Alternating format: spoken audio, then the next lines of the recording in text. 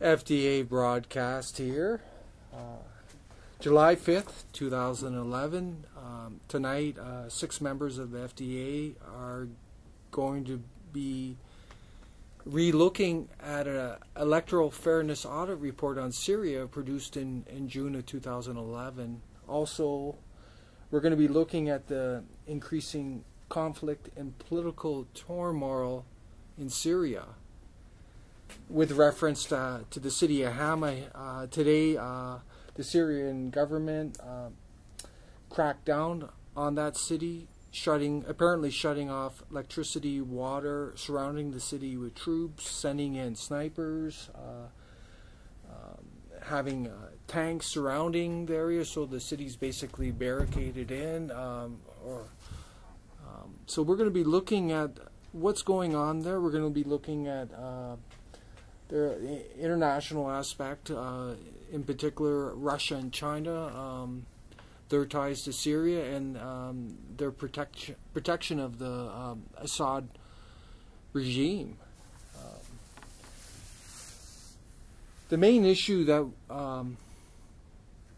we're going to focus on is how the Syrian people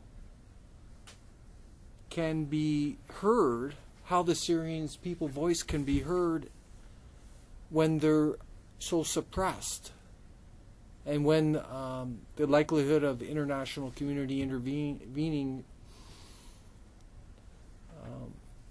will not provide an opportunity for them to be heard. So are they bound to be massacred by the authoritarian government of Syria, or what is going to be the breaking point here? I'm going to open the floor now. Zeb, do you have any? Yeah, I think there's various means by which people can show their opposition towards the government. Social media is one, public demonstrations, and I think that the fact that a government is an authoritarian government like Syria shooting its people and killing its own people is unfortunately a byproduct of revolution. I'm not saying it can't be avoided, but with a government such as that one, I think it's inevitable to some extent. And I still think, even if nothing happens, suppose that the government still stays in power for another 10 years, 20 years, I think these types of things do make a statement. I mean, when you look at history, when India was fighting the British, it all started from the mutiny of 1857, and even before that, it's just not Gandhi. It wasn't just one thing that happened. There was a series of events that took place before they got rid of the British. So, it is unfortunate, and I think external influences make it even more complex. But I guess that's the way it goes, and I think this government can be punished through alternative means such as sanctions, isolation, and stuff like that. But the irony here, from my perspective, is that the Syrian government and its authoritarian structure and regime came into place because of foreign interference in Syria. So the authoritarian constitution, electoral laws, media laws, and its suppression of freedom of speech in Syria is all about protecting the Syrian 1960s revolution. And that's the byproduct of colonialism, right? Like when you take over a country and they eventually get their independence, they create laws where something like that won't happen again. And you see the same thing in Iran. You see a lot of the same things in Latin America. But unfortunately, those laws don't mean that they're doing good for their own people. And, I think it's a cyclical thing. My issue here is, Zeb, is what you're referring to, this change over long term, because what we've seen in Western governments so far in our electoral fairness audits is that the political parties in power are feeling pressure from citizens and groups to make their systems more fair, and they end up sprinkling the surface with fairness But if you cut through them, they're still abundantly, significantly unfair. Yeah. And that's a danger here, is to, like I said, only do a surface change. It is, but I would take a surface change over what the regimes in the Middle East. I think you have to look at it in terms of relative. You have to compare them, and if the people in the Middle East and all these countries that are having revolutions right now, if these actions actually pay off and it turns into a democracy, I guess anywhere in the West, I think that's a win. I'm not saying that democracy in the West is perfect, but it's definitely better than what they have over there. And that government is not representative of the people at all. I definitely agree with that point. People definitely aren't being massacred in the U.S., though there's increasing public protests. The right wing there in Wisconsin is trampling on basic rights, pensions, and so forth. Yeah, and there are definite issues with democracy in the U.S. There's definitely big issues there, but I would take democracy in the U.S. over what we have in Saudi Arabia, what we have in Iran, what we have in Syria. I would take that over the governments there. I would argue that a place like Syria should not use the U.S. as a model, as we've shown in our electoral fairness audit on the U.S. They've received a 30% failing grade. Yeah. There's serious issues in that democracy. It's a manufactured two-party system. Perhaps there's other countries out there Syria could look to. I don't think any of these Middle Eastern countries should use any model. I don't think a country uses any model. It evolves by itself. I mean, U.S. democracy has taken 200 years to evolve. Britain has taken 700 years to evolve. A lot of these countries only had their revolutions like in the 1950s, 60s. So I mean, they don't have many years of evolution. They'll come up with their own systems. So I think every country is unique. No one really follows anyone, and if you try to do that, I think you're just setting yourself up for disaster, because it's different situations for different countries, I would say. But you could argue that there is a pure democracy out there. Basic concepts. I don't know about that. There's an idea that is a pure democracy. There's an ideal, but no ideal can ever be reached. It's something to strive for, but it's not going to be reached. That's my point. Strive for it. So you could argue, in some of our reports, we've been arguing that the main pillars of a pure democracy are liberty, electoral fairness, and political equality. Working all together in unison and complementary without one overshadowing the other. And I just from the Syria/Middle East situation, where, just in my cursory readings of what's been going on in history in the Middle East over the last, say, 100 years, it seems when things change there, it changes everywhere there. You know what I mean? It sweeps through the region. And I think that you'll find, at least as far as Syria is concerned, the status quo won't exist any longer, because it's unacceptable when the Syrian people see what's happened in Egypt and see what's happened around the rest of the region. Right? The current governing, al-Assad, is that his name? Assad. Yeah. That current situation, he's going to have to change, and he's going to have to make changes that include the people and give them a say.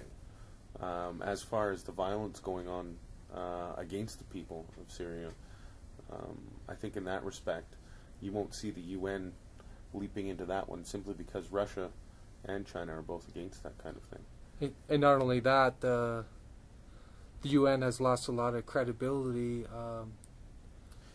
in regard to Libya, where it was supposed to be. They should have never started bombing in Libya, and the problem there is that it's like you said earlier. If a revolution is going on, it's best to just step. It's sad to say that you should stand back and watch people be slaughtered, but unfortunately, you have to stand back and let these people sort it out themselves. Because to include yourself, you become part of the conflict. And now look what's happened in Libya. The UN, the revolutionary fighters are saying, well, we need the UN in here bombing away and blasting away. And the UN is saying, well, we're not really trying to fight this war for you, man, right? But there are Western countries taking on that role, like France, Turkey, actually, a Muslim country, has just recently, as a couple of days ago, said they've recognized the rebels, Libyan rebels, The Canadians and they're also supplying funds to them. But the main point here is that I think the intent of the UN resolution on Libya was to protect peaceful resolutions, but members of NATO went far beyond that, and that's where the credibility is lost. So, and this has actually empowered, I would argue, Russia and China to be more resolved in saying, no, you are not going in to Syria. So having said that, it would appear to me that the onus will be on Russia and China to curb the assault on the people of Syria by the Syrian regime. Unfortunately, I think the only thing that the UN can do in a situation like this is offer to send in peacekeepers to keep the peace while negotiations between the government and the people find some way to resolve the situation. That may take a year, that may take 10 years, but at least it won't be NATO forces rolling in there with bombs. A great way to resolve this, that I think, and it's probably not practical, is to hold a legitimate referendum and to quantify the voice of the Syrian people in terms of what they want. Because if you're a hardline Syrian supporter of President Assad, your thinking is, well, we don't want to turn the clock back, and then we're going to be subject to Israel invading, Western powers invading. So we want to stay this course of protecting Syria and its Arab Islamic state. So when you say referendum, do you mean kind of like the people voting? A people's referendum, so to quantify what exactly the people want. But don't you think that would be something that would be very hard and difficult to organize in a country that doesn't have those types of institutions already in place? It would have to be... There'd be mass corruption, mass vote rigging. There'd be no way. Yeah, exactly. It's unfortunate because that could be a nice way out, and I think an objective way to gauge what's going on in these countries. Like, for example, Libya. How do we know the majority of the people of Libya are supporting the rebels? We don't know that. They could be supporting Gaddafi. So if you follow democracy, it's the voice of the people. So aren't you going to support the majority of the people? And in an evolved democracy like Canada, you can have referendums and you can see what the people of Quebec think or what they want, right? And that's just due to the fact that our democracy has evolved over time, whereas they don't have the same time span when it comes to that. I think the important issue in this too is trying to understand where the Syrian regime is coming from, to try and develop a broader understanding. And so, having said that, some of the statements coming out from them is that the people protesting in Syria are funded elements of foreign interference. So it's coming back to the revolution again. So I think that's why we're at loggerheads in Syria right now, in the sense that they view the protesters as extensions of foreign interference. But obviously everyone here would say that there's a certain percentage of them are fighting for their rights.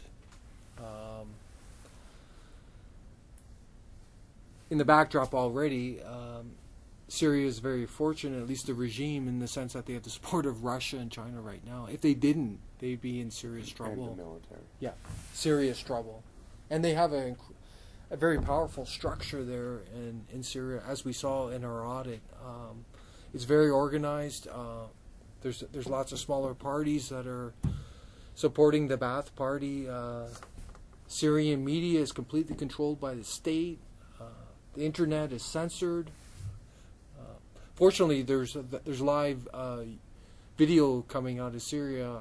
It must be smuggling out. Somehow they're getting it online to give people some perspective on what's going on. But that Syrian government is very It reminds me of the Bahrain government.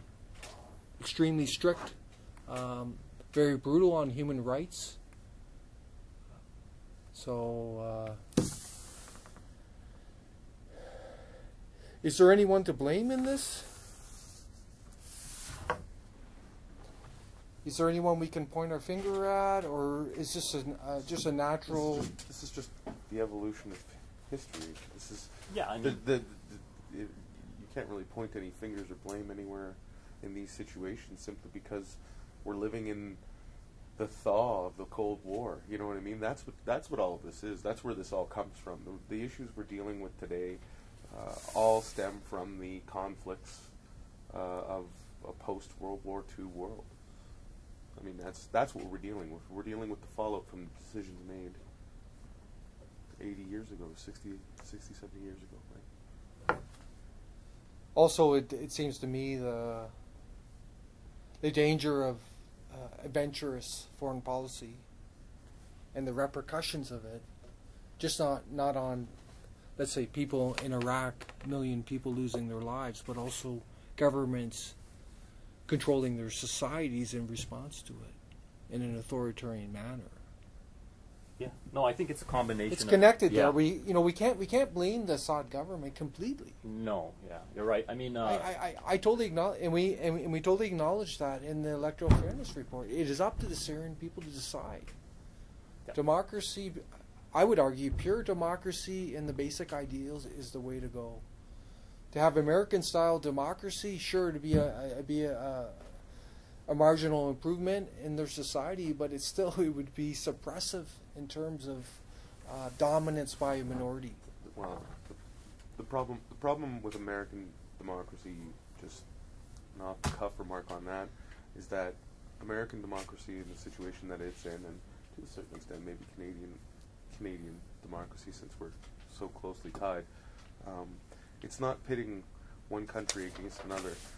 It's pitting the rich against the poor, is what this has become, and that's the war that goes on in America, and that's what their current system has created. Do you want to trade the Syrian system for the American system and change one for another? Well, possible, but at least there's maybe some development in regards to freedoms, at least. The poor may be poor in America, but at least they have the right to say it. I agree with that point, but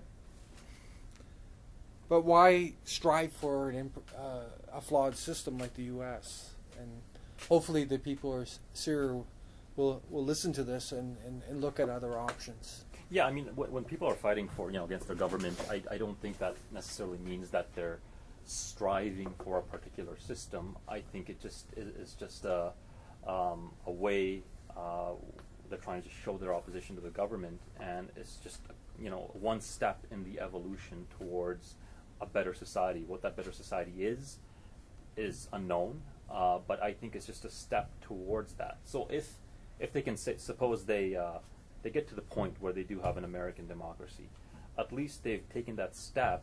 Maybe not from an economic standpoint, or like you mentioned, the rich and poor, and having that that balance.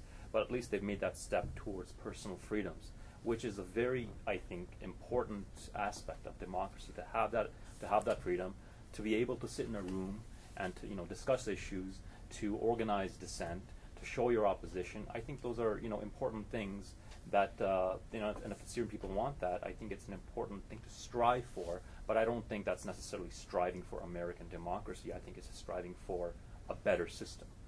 Yeah, the reason I'm saying this is because America, more than any other country in the world, spends billions and billions of dollars on exporting their American-style democracy, and the main purpose of it is to get access to other countries' resources. So it would be a pity if Syria fell into that trap. And who's to say democracy is even the right choice for Syria at this point? Exactly. Do you know what I mean? Like, should every country in the world strive for democracy? Well, maybe at some point, but maybe not right now. Mm-hmm. Is democracy the right choice for us? We think it is. We feel that way, but you won't know until history writes these things after we've already passed through them. You know what I mean? Yeah. The Syrian people need something. They need a change. They need access to greater freedom of their media, of their to be able to express who they are as Syria, right? Does that mean they need to go have elections tomorrow? No. What it means is that the current policies that are in place need to be broadened or opened up to allow for the people to have their voice. And also, by doing that, the status of Syrians as a whole would improve. You would assume they would be more industrious. They would be more They would have a greater knowledge base. They would have the freedom to be innovative, and it should improve their economy and, like I said, the well-being of all Syrians.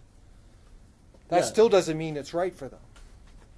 Yeah, I mean, going back to the whole, should these countries be aiming for, certain democracy? I guess it depends how you define democracy, because there's so many different, versions out there. But, I think that people should be definitely aiming for some sort of freedom, if not democracy. And you're right. I mean, that can come in any type of form, and that's up to the people, and not really up to someone trying to force people to accept their system, like U.S. usually does. I always get a little worried when I see countries about to make a shift like this, because the problem is that if you take a child who's lived a certain way for their lifetime, and suddenly you drop $1 million on them and no control, are they going to make the right choices? Are they going to end up with, $10 million? Are they going to grow their life the way they should, or is it just going to all, and then they'll be worse off than when they had controls in place, right? That's why I mean, with the Syrian situation, I think that what needs to happen is a definite, controlled, staged development. Do I think the UN should roll in there and get Assad out? No. I think that would be the wrong decision. Much like I think it was the wrong decision in Libya to be trying to force Gaddafi out the way they are. Yeah, and I don't think any system goes from straight autocratic dictatorship to an open free society. I think there is a gradual evolution.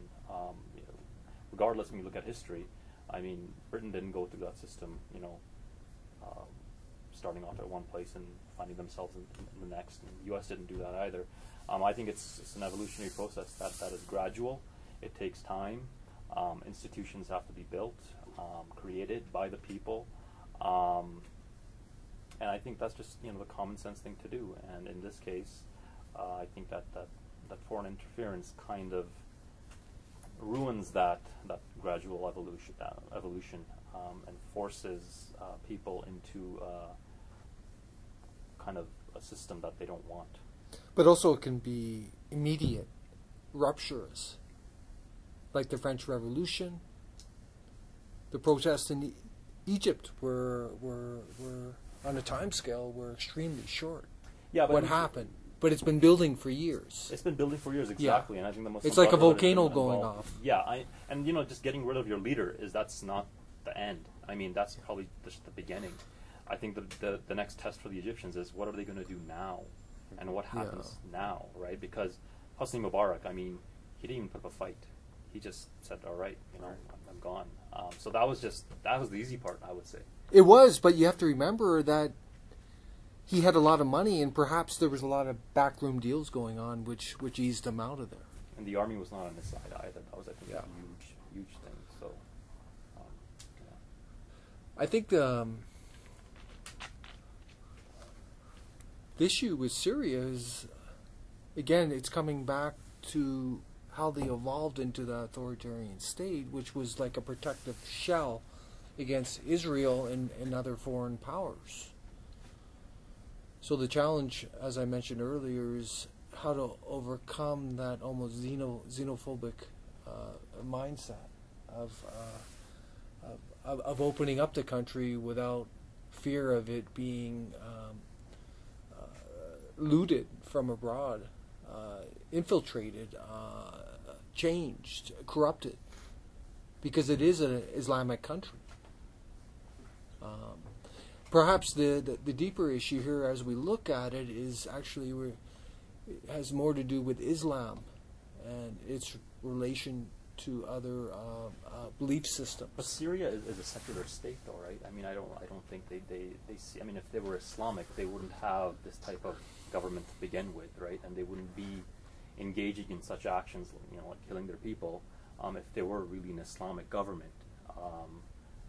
An Islamic government doesn't believe in that, a theoretical Islamic government doesn't really believe in killing their people, right? Iran does. Iran, but it depends. It's a theocracy. It's a theocracy. It's all built on Islam. It's all built on Islam, but it's not true. It's not. I mean, religion, all religions, universal religions. I don't want to shift the conversation to religion, but killing people is not one of the motives of Islam. It's Islam believes in having government representative of the people, just like democracy does.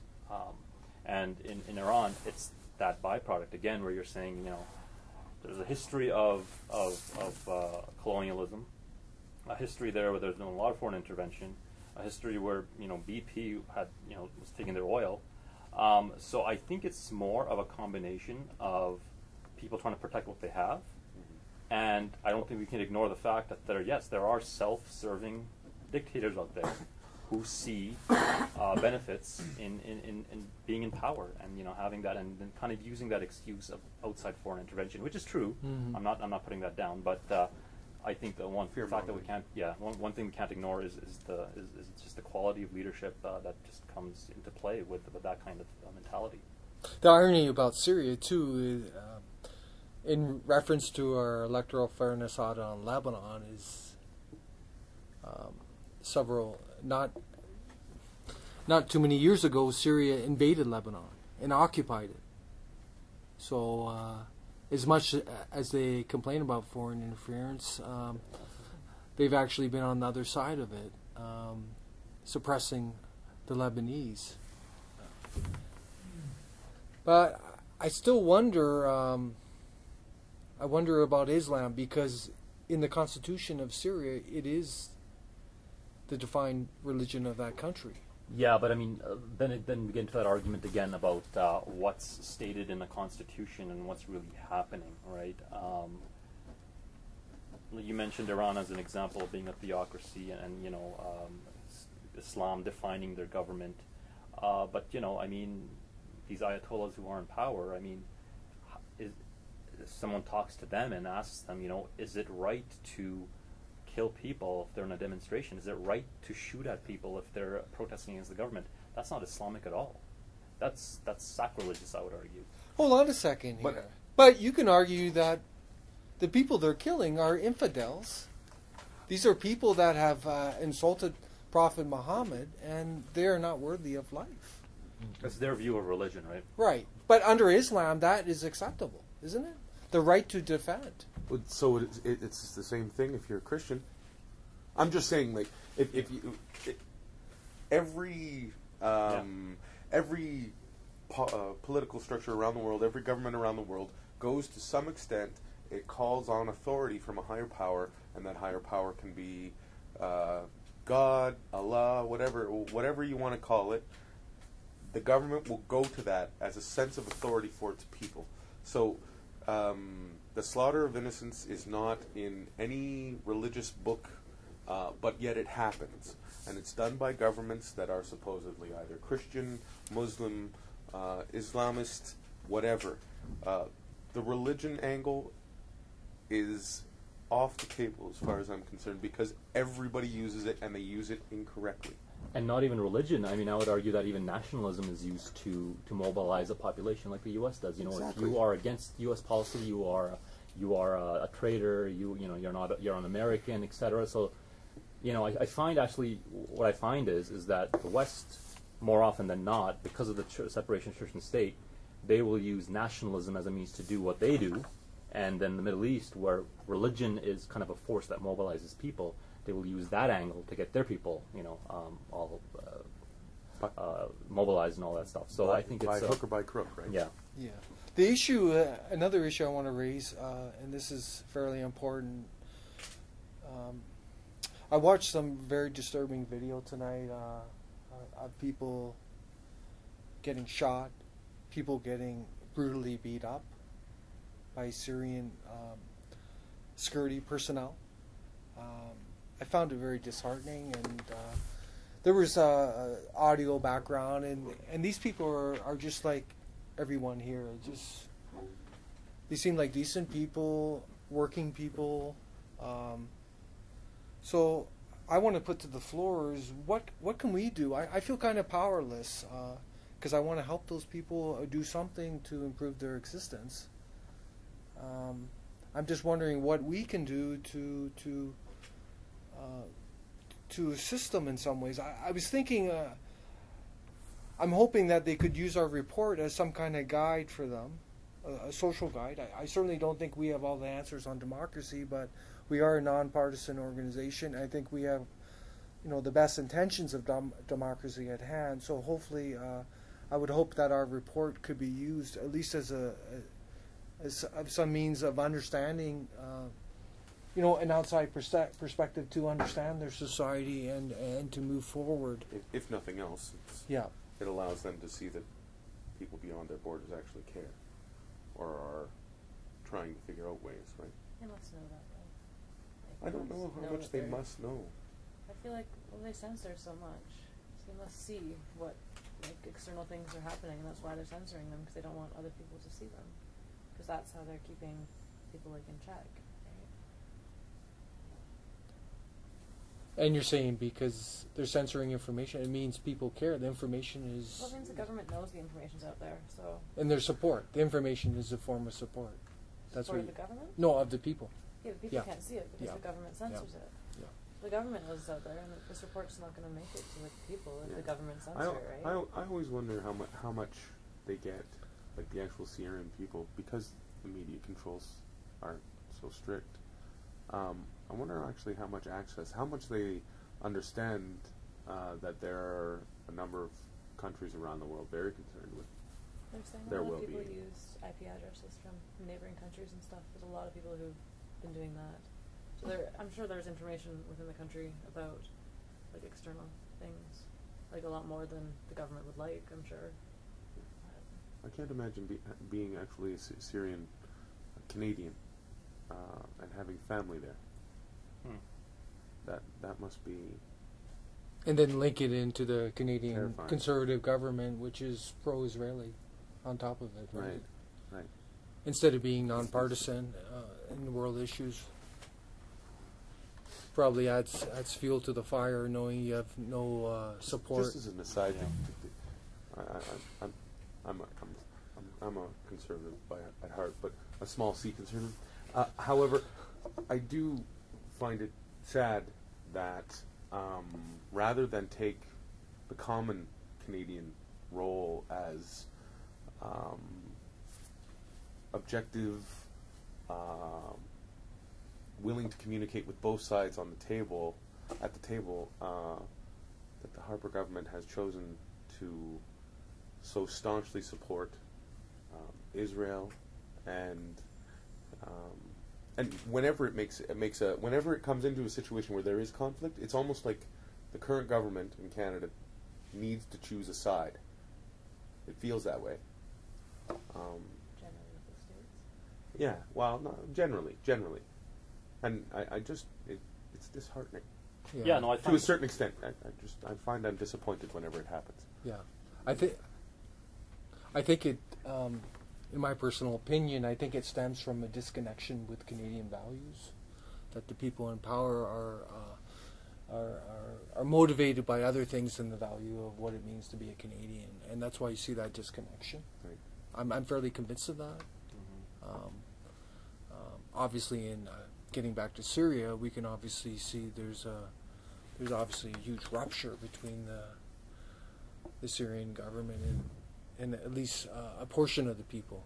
We have no way to gauge how many people are involved in the protests. So we have to be careful there to say that there's to what degree there is a revolution going on there, we don't know.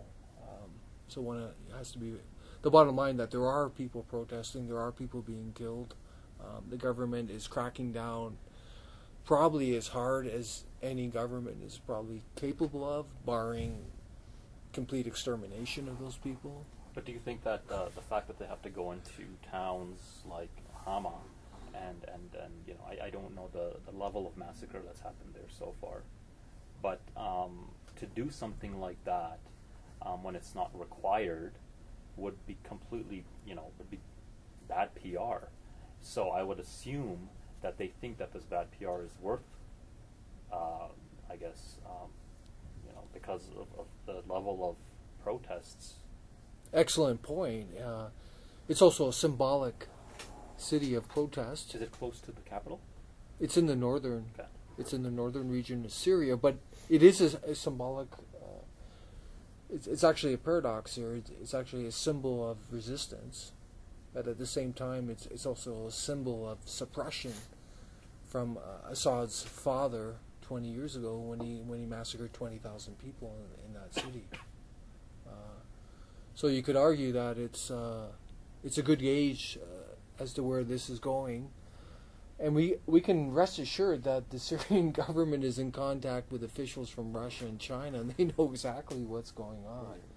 And the Chinese human rights record is not very good, and the Russian government, with due respect to the people of Russia, there is quite brutal too at times. So. I'd like to hear what you have to say there. Dawood, how do you feel about all this? I think that Iraq and Syria after revolution have one only party, Ba'ath Party, and after conflict between Saddam and Hafiz Assad, they separate together. One of them attacked to Iran, and one of them completely supported with Iran. I think that if you have a neighbor as Israel and supporter as Iran, that you know that Iran give cheap oil to the Syria and protect everywhere from Syria. You have another idea from Libya. Libya don't have any country as Israel in the neighbor, and it have and Gaddafi is not neutral politic man, but Syria is a very neutral country after 20 years, in these 20 years, and I think that everybody like to see what happened there. I think that when I had a trip to Syria, everybody believed to Bashar Assad last year. I didn't believe that some people like that. I have a question about democracy with that when people like a dictator, it's democracy or no? About Syria, I had a question about that country, but today I saw another thing. I don't know what happened there in the north part of Syria, but I believe that they like to change Ba'ath because it's not changed with the centuries and with people idea. What's Iran's relationship in this conflict in Syria? How involved are they, would you say? The Iranian government. I gonna tell something about Iran. People know that with revolution they couldn't change anything. After 30 years they are regret from revolution. Because of that, after demonstration 2 years ago, people going to work in the net, work in the culture, and didn't change anything with revolutionary action. But we are familiar with the action of Iranian politicians in the with people and conflict with people, killing people. I believe that Syrian army trained with Iranian Revolutionary Guard. I believe that it's same as Iranian. So what kind of support would the Syrian government be giving to the Syrian government under these circumstances? Actually, Syria don't have any economical war and factory or oil. From Iran revolutions, Iran give free oil and fuel to the Syria, all kind of weapon, and I know that if Syria remain without Iran or Syria, or China or Russia, it will be changed as soon as possible. As soon as I think that if some people from Iran or Russia didn't support Bashar Assad, but they are right now. Yeah. As long as that support continues, he will be in power. Yeah. But as soon as that support's gone, his regime will fall. It's very important area for these people because it's neighbor of Israel. So they want to. So Syria is going to have that support from Iran regardless. Yeah. And actually, I saw a report from Israel that they don't like to change Bashar Assad. They know that they say that we don't know who will be politician in the Syria after Bashar Assad. Better the devil you know. Yeah. So there's a sort of a momentum there to keep him in power. Yeah. And you could almost see that in the people of Syria. They weren't actually asking. The video protests I saw, they were not actually asking for him to go. It's actually more coming, ironically, from the U.S. now, interfering and saying it's time to go. Who are they to say that, right? To interfere? Their standard of democracy is pretty poor, as far as I'm concerned. Apparently, like President Assad's wife is very progressive. She's a very powerful woman in Syria. Do you know much about her? No. She's very she's an intellectual. She has a lot of influence on their policies. So we'll have to see how that manifests itself. Julian? I was going to say, it wouldn't really make a difference if they had a different leader, because all their legislation's the same.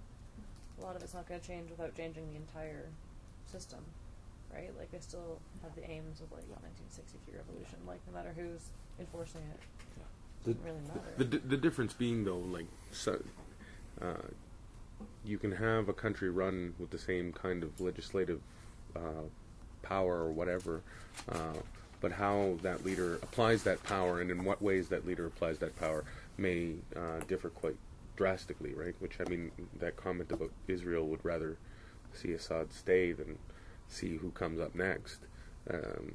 That's pretty telling in that Israel must feel that, well, at least we know what to expect from Assad. We know what direction he's going to go whenever things go, wherever they go, right? Because he's more secular. They're probably worried about a Muslim Brotherhood type of individual getting into power. Do you agree, Davu? Yeah. Yeah. We're going to conclude our FDA broadcast tonight.